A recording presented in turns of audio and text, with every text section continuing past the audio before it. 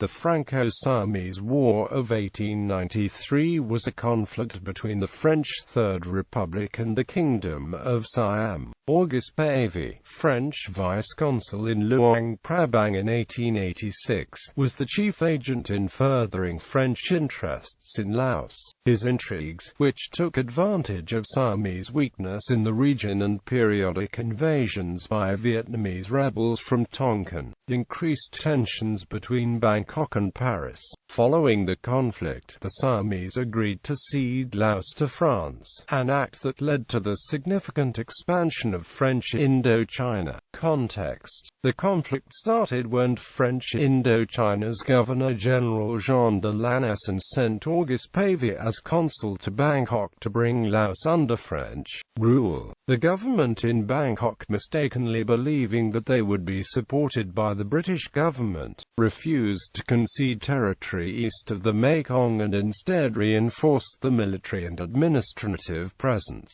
Events were brought to a head by two separate incidents when Siamese governors in Cam Ranh and Nong Khai expelled 3 French merchants from the Middle Mekong in September 1892. 2 of them, Champenois and Esquilot, on suspicion of opium smuggling. Shortly afterwards, the French consul in Luang Prabang, Massy, feverish and discouraged, committed suicide on his way back to Saigon. Back in France, these incidents were used by the colonial lobby to stir up nationalistic anti-Siamese sentiment as a pretext for intervention. The death of Massy left Auguste Pavie as the new French consul. In March 1893, Pavie demanded that the Siamese evacuate all military posts on the east side of the Mekong River south of Cam Ranh, claiming that the land belonged to Vietnam. To back up these demands, the French sent the gunboat Luton to Bangkok, where it was moored on the Chao Phraya next to the French legation. Conflict: when Siam rejected the French demands, de Lanessan sent 3 military columns into the disputed region to assert French control in April 1893. 8 small Siamese garrisons west of the Mekong withdrew upon the arrival of the central column, but the advance of the other columns met with resistance. In the north, the French came under siege on the island of Kung, with the capture of an officer, Thoreau. In the south, the occupation proceeded smoothly until an ambush by the Siamese on the village of Kenkert resulted in the killing of French police Inspector Gros-Guerin. Killing of Inspector Gros-Guerin. Inspector Gros-Guerin was a French inspector and commander of a Vietnamese militia in Laos.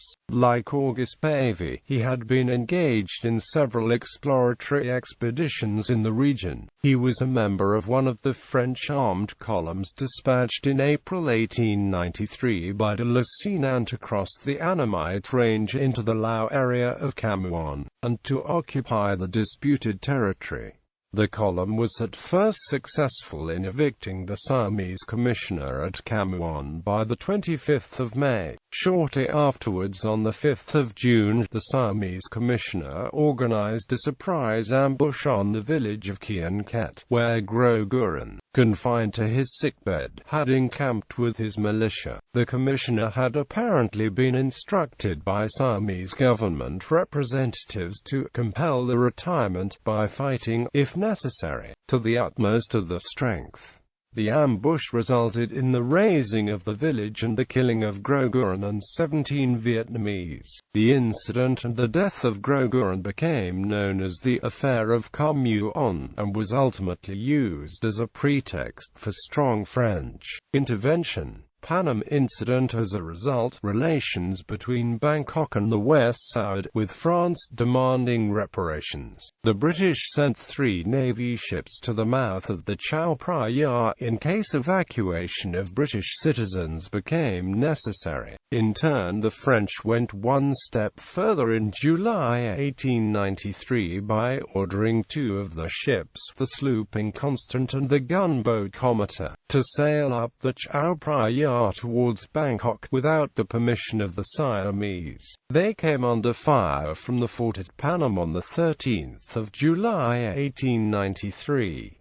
The French returned fire and forced the way to Bangkok. With guns trained on the Grand Palace in Bangkok, the French delivered an ultimatum to the Siamese on the 20th of July to hand over the territory, to withdraw the garrisons there, to pay an indemnity of 2 million francs in reparation for the fighting at Panam, and to punish those responsible for the killings in the disputed territory. When Siam did not immediately comply unconditionally to the ultimatum, the French blockaded the Siamese coast. In the end, the Siamese submitted fully to the French conditions, finding no support from the British. In addition, the French demanded as guarantees the temporary occupation of Chanthaburi and the demilitarization of Battambang, Siem Reap, and a 25-kilometer-wide zone on the west bank of the Mekong. The conflict led to the signature of the Franco-Siamese Treaty on 3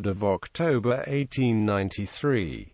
Franco-Siamese trial. Following the killing of Groguran, the commissioner of the Kamyun district, Phrao, was acknowledged by his government to have been the responsible official, although was he initially acquitted of wrongdoing in a trial in March 1894.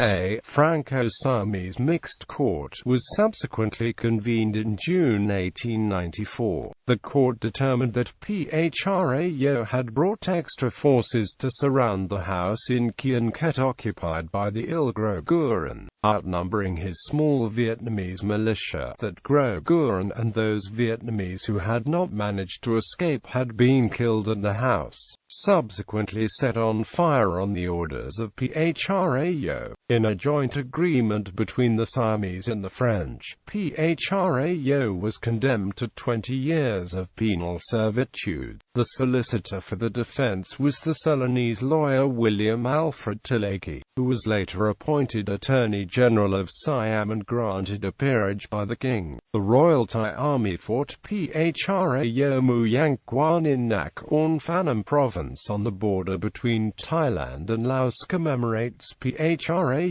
Consequences. The Siamese agreed to cede Laos to France, significantly expanding French Indochina. In 1896, France signed a treaty with Britain defining the border between Laos and British territory in Upper Burma. The Kingdom of Laos became a protectorate, initially placed under the Governor-General of Indochina in Hanoi. Pavie, who almost single-handedly brought Laos under French rule, sought the officialization in Hanoi.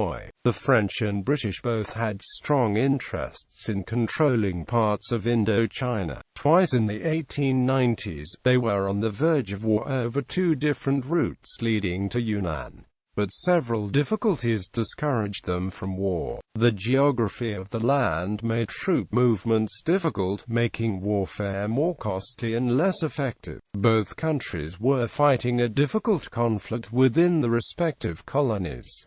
Malaria was common and deadly. Ultimately, the imagined trade routes never really came into use. In 1904, the French and the British put aside the many differences with the Entente Cordiale, ending this dispute in southeastern Asia. Gallery.